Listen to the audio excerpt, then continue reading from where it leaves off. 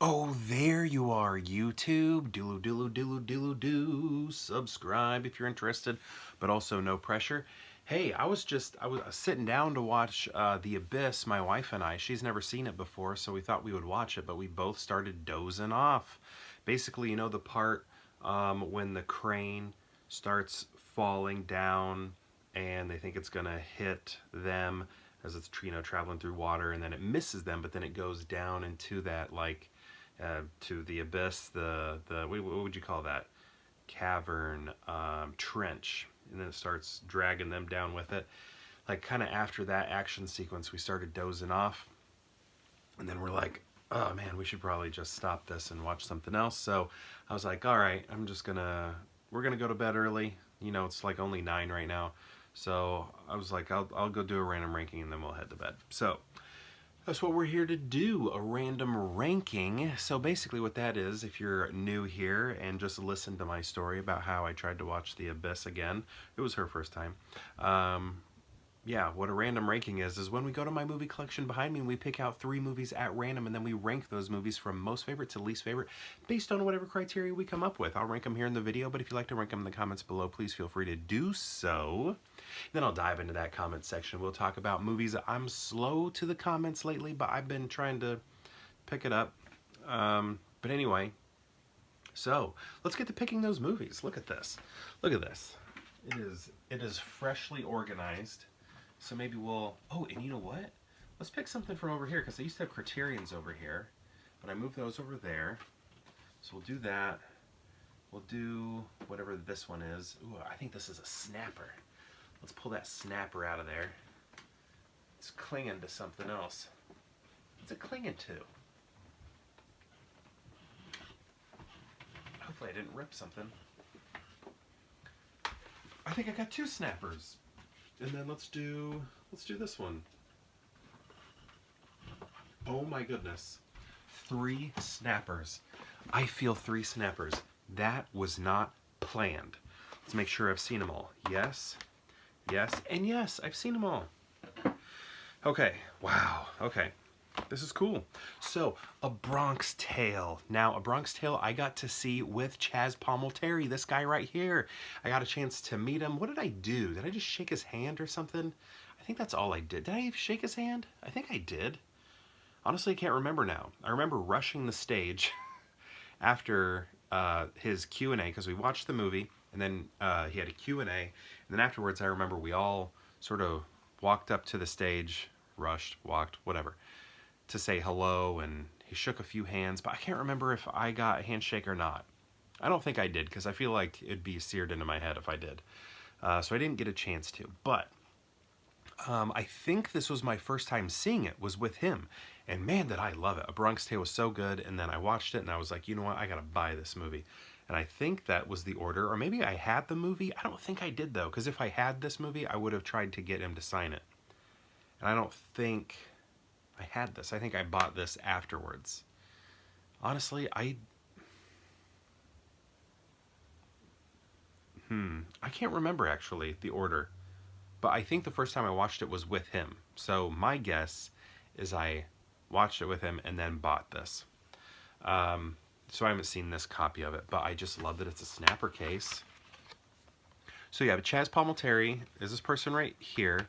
That's the actor's name, and this story is based off of his life when he was growing up, so it's very autobiographical. And this is sort of the young him right there. And is that the young? Yeah, I think that's the young him right there. But it was really good. I remember thinking, man, this was great. I don't know what kind of awards it was nominated for, if any. But I remember thinking this is a good movie. Next we have 187. How many times? I think maybe I've only seen this once and a half, because I feel like I know I've watched this copy of it. Yeah, this copy of it, and then I think I caught some of it on a movie channel beforehand. But then when I got this from a buddy of mine. He was offloading his DVDs, so he gave me this, and then I watched it, and so, yeah, so this was my first time seeing it. And I remember this dude right here, he's in all sorts of stuff. Like, I don't know his name, but he is in, Oh, I think it's Clifton Gonzalez. I think that's him right there. He's in so many things, like, and he's sort of like a chameleon. Like he's able to change his look to where you're like, wait a second, is that who I think it is?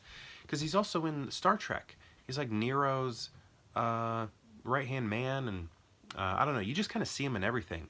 I think I saw him like in a movie called The Stoned Age. I think he's in that movie. But anyway, I like this movie, but there was this really difficult scene in it involving a dog. So, I don't know, when stuff like that happens, it's very hard for me to rewatch a movie like that. So, I don't know. I don't know if I could. I mean, I think I could probably watch it again, but I just remember seeing that and it was kind of like, gosh. Who else we got in this? John Hurd, Kevin McAllister's dad. Yeah.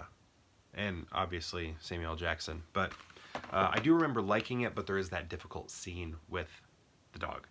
All right, next we have The Secret Garden, also in a snapper. Did we open this? Right there. So yeah, Secret Garden, also in a snapper. This is one I grew up watching, and my wife did too. She grew up watching it as well. I had it because well, I don't know if we had it. Did we have it? I can't remember. But my sister, she liked The Secret Garden, so we would rent it, I know. I think we did have it, though. Because well, when I think of this movie, I always think of this kid right here. He's always saying, spores, spores. Like, he can't go outside because the spores will get into his lungs and make him sick, and he's, like, allergic to the sun, and he's allergic to this, he's allergic to that. And the other kids are like, I don't buy it. I've never been more certain of anything in my life. And they take him outside, or the girl does, and takes him outside, and she's like, here, look at this garden, the secret garden that I found. It's beautiful, and it's, you know, hidden away, and the pollen's not going to get you. You'll be just fine. But I remember there was also just something a little spooky and unsettling about this. Maybe it's the house. The house just kind of looks haunted or something. I don't know. Maybe it's the era also. The fact that it's also like a children's movie, but it's pretty serious. You know, like now children's movies are so dumbed down and silly and goofy and I'm a minion. I'm yellow and I wear overalls and have one eye. You know, like that sort of stuff is kind of like what we give children today, when back when I was young it was stuff like this. Very sophisticated filmmaking for children. So how are we gonna rank these? Bronx Tale 187, A Secret Garden, The Secret Garden.